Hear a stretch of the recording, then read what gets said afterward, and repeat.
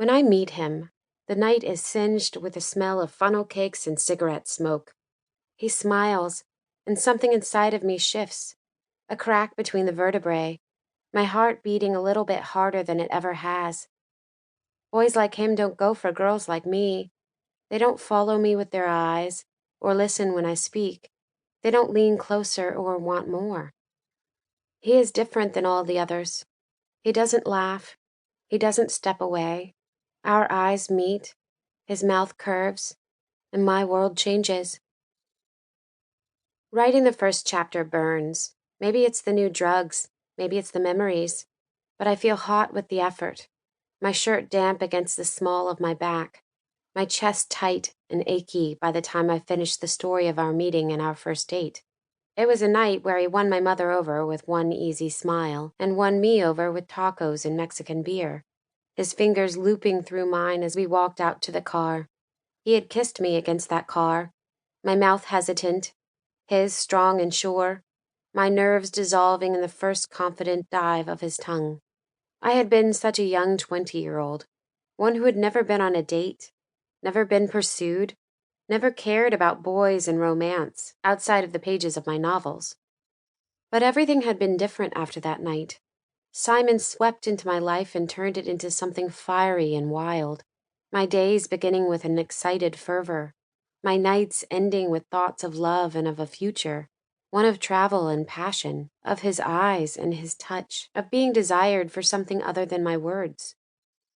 It had been love, from the very beginning. Wild, crazy, senseless, love. I saved my work and closed the laptop, feeling nauseous. At precisely 2:24 on Wednesday afternoon, I stopped typing. Moving the laptop aside, I clear off the top of my desk, moving my phone into the center of the space, a fresh notepad pulled from the drawer, a pen uncapped and placed on its white-lined surface. In the next 2 minutes, I settle back against the chair and extend my arms over my head, closing my eyes and stretching my chest. At precisely 2:30, the phone rings. I sit up, grabbing the phone and lifting it to my ear. Hey, Kate. Good afternoon, Helena.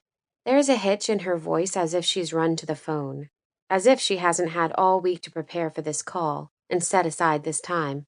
Irritation blooms in my chest, a common occurrence on these calls. I have 4 things to discuss. It took me years to properly train Kate, to curb the agent's tendencies for mindless chit-chat and pleasantries. In the beginning, she was more resistant to my expectations, but the first advance, the first bestseller, the first commission, that made her more pliable. It's amazing what money will do to a person, the level of control it can establish. It's made Kate my monkey.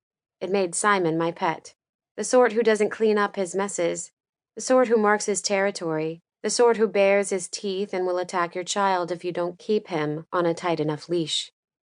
Kate brings up a foreign offer first, my pen scratching out the terms under a neat heading with today's date.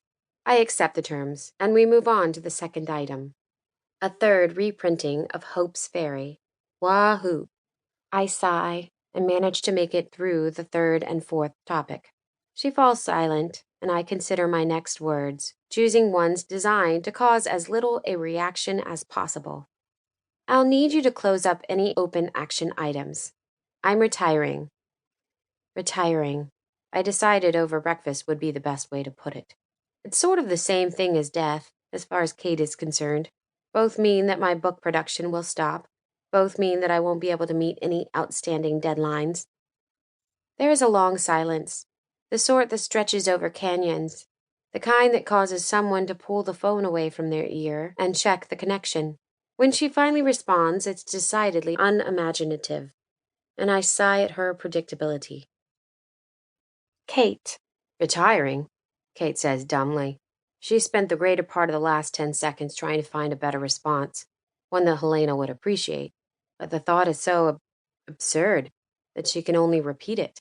There is no way Helena Ross is retiring, not when Mark Avantley is churning out a fresh bestseller every 4 months. Helena will write until her fingers fall off purely out of competitive spite for her rival. Besides, who retires at 32?